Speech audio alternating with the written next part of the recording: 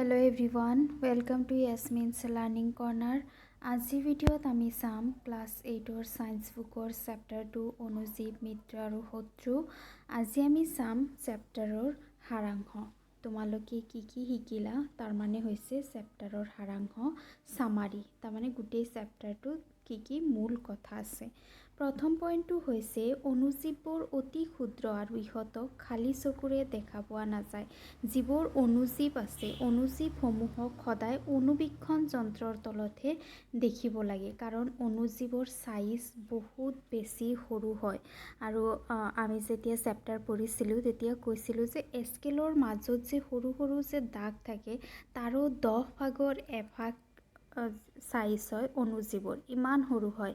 সেইকাৰণে আমি ইহঁতক খালী চকুৰে দেখা নাপাওঁ, অনুবীক্ষণ যন্ত্ৰৰ সহায়তহে আমি অনুজীৱক দেখিব পাৰোঁ।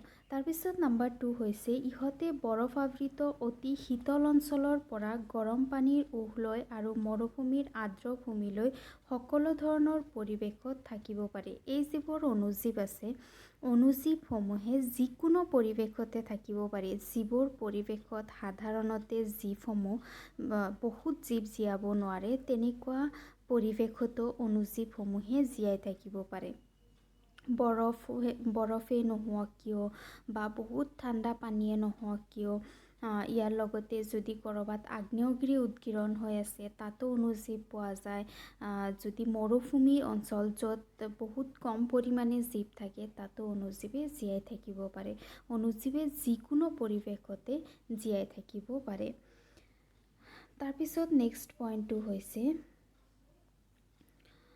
অনুজীৱবোৰক বায়ু পানীৰ লগতে উদ্ভিদ আৰু প্ৰাণীৰ দেহতো পোৱা যায়। এই যিবোৰ অনুজীৱ আছে অনুজীৱ দুই ধৰণৰ থাকে। এটা থাকে উপকাৰী অনুজীৱ যাক বন্ধু অনুজীৱ বুলি কোৱা হয়, আৰু এটা হৈছে অপকাৰী অনুজীৱ। এতিয়া এই অনুজীৱসমূহ উপকাৰী হওক বা অনুপকাৰীয়ে হওক অনিষ্টকাৰীয়ে হওক, অনুজীৱসমূহ বায়ু পানী উদ্ভিদ প্ৰাণী সকলোতে দেখিবলৈ পোৱা যায়। বায়ুৰ লগত যিবোৰ অনুজীৱ থাকে সেইবোৰে মানুহৰ ৰোগ সৃষ্টি কৰে। পানীৰ সৈতে অনুজীৱে বিভিন্ন ধৰণৰ ৰোগ সৃষ্টি কৰিব পাৰে। উদ্ভিদৰ দেহত অনুজীৱে উদ্ভিদৰ ৰোগ সৃষ্টি কৰিব পাৰে। তাৰপিছত প্ৰাণীৰ দেহত মানুহৰ দেহৰ ভিতৰত মানুহৰ পাকস্থলীতো বহুত অনুজীৱে বাস কৰে। ইহঁত এককোষী বা বহুকোষী হ'ব পাৰে। অনুজীৱসমূহ দুই ধৰণৰ হ'ব পাৰে। কিছুমান অনুজীৱ আছে এককোষী যাৰ গোটেইবোৰ কাৰ্য মাত্ৰ এটা কোষে সম্পূৰ্ণ কৰে, আৰু আন কিছুমান আছে যিবোৰ বহুকোষী অনুজীৱ যিবোৰ অকণমান জটিল হয়। এককোষী অনুজীৱৰ ভিতৰত আছে যেনেকুৱা এমিবাৰ ক্ষেত্ৰত এমিবাত মাত্ৰ এটাই কোষ থাকে আৰু সেই কোষে শৰীৰৰ গোটেই কাৰ্য সম্পূৰ্ণ কৰে। বেক্টেৰিয়া ভেঁকুৰ প্ৰটোজোৱা আৰু কিছুমান শেলাই অনুজীৱৰ অন্তৰ্গত। তাৰমানে অনুজীৱক যদি শ্ৰেণী বিভাজন কৰা হয় অনুজীৱ 4 প্ৰকাৰৰ হয়। এটা হৈছে বেক্টেৰিয়া, এটা ভেঁকুৰ, এটা প্ৰটোজোৱা আৰু এটা শেলাই। যদিও ভাইৰাছৰ উপৰোক্ত জীৱিত পদাৰ্থবোৰতকৈ বেলেগ তথাপি ইহঁতকো অনুজীৱ বুলি কোৱা হয়। ভাইৰাছটো বেক্টেৰিয়া ভেঁকুৰ প্ৰটোজোৱা আৰু শেলাইতকৈ অলপমান বেলেগ হয়। ভাইৰাছটো এনেকুৱা এটা প্ৰাণী যি যেতিয়ালৈকে পোষকৰ দেহত নোসোমায় তেতিয়ালৈকে ই নিৰ্জীৱ পদাৰ্থৰ দৰে থাকে। তাৰমানে মৃত জীৱৰ দৰে থাকে, আৰু যেতিয়া ই কোনোবা পোষক পায় যেনেকুৱা বেক্টেৰিয়া মানুহ বা উদ্ভিদ, যেতিয়া পোষকৰ দেহত ইহঁতে প্ৰৱেশ কৰিব পাৰে আশ্ৰয়দাতা পায় তেতিয়া ইহঁতে জীৱিত জীৱলৈকে পৰিণত হয়। যিহেতু ভাইৰাছৰ যিবোৰ বৈশিষ্ট্য আছে সেইবোৰ বাকীবোৰতকৈ বেলেগ হয়, সেইকাৰণে ইয়াক অনুজীৱৰ শ্ৰেণী বিভাজন কৰা নহয় যদিও ইহঁতো অনুজীৱে হয় আৰু বহুত ক্ষুদ্ৰ হয়। বেক্টেৰিয়া ভেঁকুৰতকৈও ক্ষুদ্ৰ হয় ভাইৰাছবোৰ।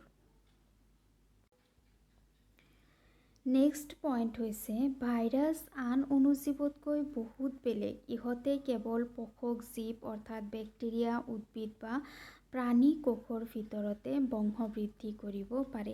যেতিয়ালৈকে ভাইৰাছ অকলশৰে থাকে, আইচলেটেড থাকে, তেতিয়ালৈকে ই মৃত জীৱৰ দৰে থাকে আৰু এনেকুৱা সময়ত ই বংশ বৃদ্ধি কৰিব নোৱাৰে।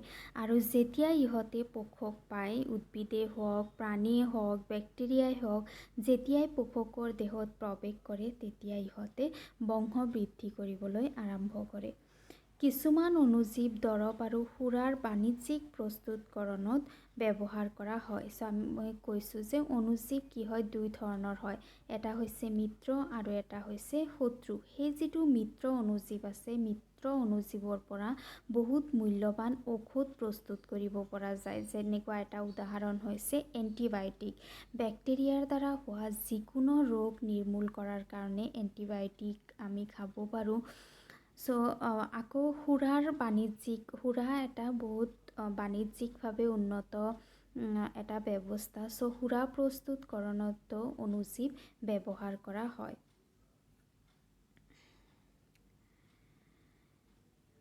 নেক্সট হৈছে কিছুমান অণুজীৱই জৈৱ বৰ্জিত পদাৰ্থ আৰু মৃত প্ৰাণী আৰু উদ্ভিদক সৰল পদাৰ্থলৈ বিয়োজন কৰে আৰু এইদৰে পৰিৱেশ পৰিষ্কাৰ কৰে। অণুজীৱ যিবোৰ আছে, অণুজীৱবোৰে যেতিয়া উদ্ভিদ বা প্ৰাণী মৰি যোৱাৰ পিছত সেই যিটো ডেড বডি থাকে, ডেড বডিটোক অণুজীৱে পচাই দিয়ে। যদি পচাই নিদিলেহেঁতেন তেতিয়াহ'লে ই সেনেকুৱাই ডাঙৰ অৱস্থাত পৰি থাকিলেহেঁতেন। গতিকে অণুজীৱে ইহঁতক পচাই সৰু সৰু টুকুৰালৈ পৰিণত কৰে আৰু সেইবোৰ পিছত সাৰলৈ, তাৰমানে ব্যৱহাৰ কৰিব পৰা পদাৰ্থলৈ ৰূপান্তৰিত হয় আৰু এই কাৰ্যত অণুজীৱে সহায় কৰে। আৰু যেতিয়া বস্তুবোৰ পচি যায় আৰু সাৰ হিচাপে ব্যৱহাৰ হয়, তেতিয়া পৰিৱেশটো চাফা থাকে। নহ'লে বস্তুবোৰ তাতে থাকি পেলাই গোন্ধ ওলালেহেঁতেন, বেয়া গোন্ধ ওলালেহেঁতেন, তাতে মাখি, মহ ইত্যাদি সৃষ্টি হৈ পেলাই মানুহৰ ৰোগ সৃষ্টি কৰিলেহেঁতেন। প্ৰট'জোৱা গ্ৰহণী আৰু মেলেৰিয়াৰ দৰে গুৰুতৰ ৰোগৰ সৃষ্টিকাৰক। প্ৰট'জোৱা যিটো আছে, প্ৰট'জোৱাই গ্ৰহণী ৰোগ সৃষ্টি কৰিব পাৰে আৰু মেলেৰিয়া এটা ভয়ানক ৰোগ হয়। মেলেৰিয়া ৰোগ প্ৰট'জোৱাৰ দ্বাৰা হয়, কোৱা হয় মহৰ দ্বাৰা, কিন্তু মহ মেলেৰিয়া ৰোগৰ বাহকহে হয়। মহে এজন ব্যক্তিৰ পৰা আন এজন ব্যক্তিলৈ লৈ যায়, কিন্তু ৰোগটো হয় প্ৰট'জোৱাৰ দ্বাৰা। এতিয়া কি হয় যে প্ৰট'জোৱা যিটো আছে, প্ৰট'জোৱা দুটা পোষকৰ দ্বাৰা সিহঁতৰ জীৱন চক্ৰ সম্পূৰ্ণ কৰে। এটা হৈছে মানুহ আৰু এটা হৈছে মহ। গ্ৰহণী ৰোগ মানে ডায়েৰিয়া ৰোগ যিবোৰ আছে, সেইবোৰো প্ৰট'জোৱাৰ দ্বাৰা হয়। কিছুমান অণুজীৱ আমাৰ খাদ্যত জন্মে আৰু খাদ্যত বিক্ৰিয়া ঘটায়। যিবোৰ শত্ৰু অণুজীৱ আছে, এতিয়া এনেকুৱা নহয় যে অণুজীৱে কেৱল আমাৰ ৰোগ সৃষ্টি কৰে। অণুজীৱবোৰে আমাৰ খাদ্যত বিষ সৃষ্টি কৰিব পাৰে। কেতিয়াবা পাৰ্টি চাৰ্টি কৰিলেই কি হয় যে তাতে জাংক ফুডবোৰ খাই অহাৰ পিছত গোটেই ৰাতি মানুহে শুব নোৱাৰে, পেট বিষায়, বমি হয়। কিহৰ কাৰণে হয়? সেই যিবোৰ খাদ্য আছে, খাদ্যসমূহ অণুজীৱে বিষত পৰিণত কৰে।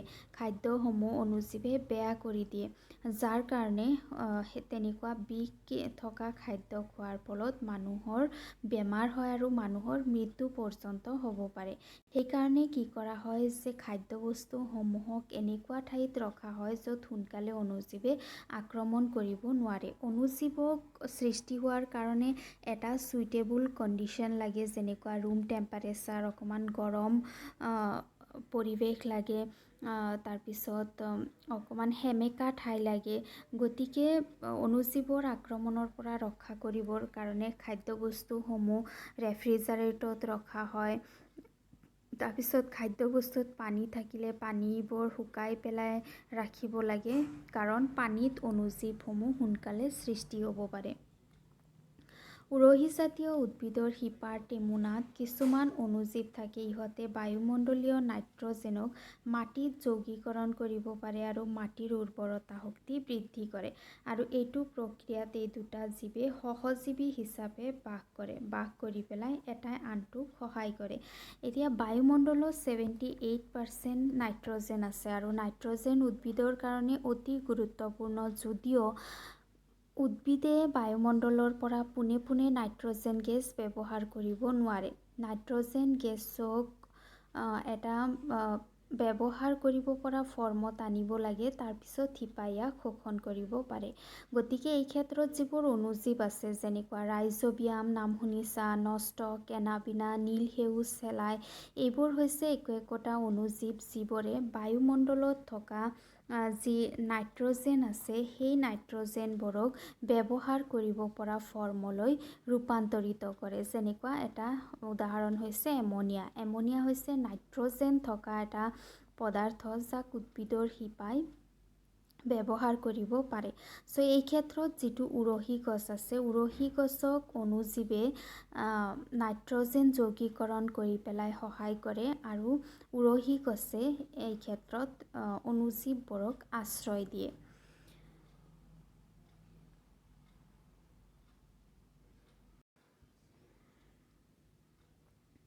মাটিত থকা কিছুমান বেক্টেৰিয়া আৰু নীল সেউজ চেলাইয়ে বায়ুমণ্ডলৰ নাইট্ৰজেন মাটিত যৌগীকৰণ কৰি নাইট্ৰজেনৰ যৌগলৈ ৰূপান্তৰিত কৰে। মাটিত যে কেৱল ৰাইজোবিয়াম এনেকুৱাই নহয়, নীল সেউজ চেলাই যাক চায়ানোবেক্টেৰিয়া বুলিও কোৱা হয়, চায়ানোবেক্টেৰিয়াইও বায়ুমণ্ডলৰ পৰা নাইট্ৰজেন যৌগীকৰণ কৰা মানে ব্যৱহাৰ কৰিব পৰা ফৰ্মলৈ ৰূপান্তৰিত কৰে। আন কিছুমান বেক্টেৰিয়াই মাটিত থকা নাইট্ৰজেন যৌগক নাইট্ৰজেন গেছলৈ পৰিৱৰ্তন কৰি বায়ুমণ্ডলত মিহলি কৰে। চ' এই ক্ষেত্ৰত কি হয় যে নাইট্ৰজেন চক্ৰ হয়। এই ক্ষেত্ৰত যিটো বায়ুমণ্ডলৰ পৰা নাইট্ৰজেন অণুজীৱবোৰে ব্যৱহাৰ কৰিব পৰা ফৰ্ম যেনে এমনিয়ালৈ ৰূপান্তৰিত কৰে। উদ্ভিদে ইয়াক ব্যৱহাৰ কৰে। ব্যৱহাৰ কৰাৰ পিছত সেই উদ্ভিদসমূহক আকৌ প্ৰাণীয়ে খায়। তাৰপিছত যেতিয়া উদ্ভিদ আৰু প্ৰাণীসমূহ মৰি যায়, তেতিয়া উদ্ভিদ আৰু প্ৰাণীৰ এই নাইট্ৰজেন জাতীয় বৰ্জিত যিটো পদাৰ্থ থাকে বা বৰ্জিত যিটো দেহ থাকে, সেই দেহত দুই ধৰণৰ বেক্টেৰিয়াই ক্ৰিয়া কৰে। এক ধৰণৰ বেক্টেৰিয়াই সেই মৃত উদ্ভিদ আৰু প্ৰাণীবোৰক পচাই পেলাই ইয়াৰ পৰা নাইট্ৰজেন মাটিত পঠিয়াই দিয়ে। মাটিয়ে ইয়াক আকৌ উদ্ভিদৰ বৃদ্ধি বিকাশৰ কাৰণে ব্যৱহাৰ কৰে। আৰু আন প্ৰকাৰৰ বেক্টেৰিয়াই নাইট্ৰজেনক আকৌ বায়ুমণ্ডললৈ পঠিয়াই দিয়ে। গতিকে এইটো প্ৰক্ৰিয়া চক্ৰাকাৰে চলি থাকে, সেইকাৰণে ইয়াক নাইট্ৰজেন চক্ৰ বুলি কোৱা হয়। চ' ইয়াতে চেপ্টাৰ কমপ্লিট হৈ গ'ল। নেক্সটৰ পৰা কুৱেশ্যন এনচাৰ হ'ব। চ' আজি ভিডিঅ'ত ইমানখিনিয়ে। ভিডিঅ' কেনেকুৱা পালা জনাবা। ভাল লাগিলে লাইক কৰিবা, ফ্ৰেণ্ডছৰ সৈতে শ্বেয়াৰ কৰিবা আৰু চেনেল ছাবস্ক্ৰাইব কৰিবা। Thank U.